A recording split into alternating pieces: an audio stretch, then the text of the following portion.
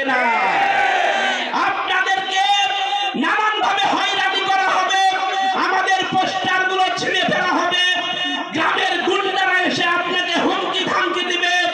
আমরা ঘোষণা করেছি প্রতিটি সেন্টারে আমাদের 200 জন মর্দে মুজাহিদ দাঁড়িয়ে থাকবে। কেউ যদি কোনো প্রকার পায়তারা করার চেষ্টা করে, সেন্টার দখল করার চেষ্টা করে, তাহলে পাশের লাঠি দিয়ে তাদেরকে সাইজ করা হবে। বলেন ঠিক কিনা? সম্মানিত ভাইরা আমার, এই বাংলাদেশকে আমরা ভালোবাসি।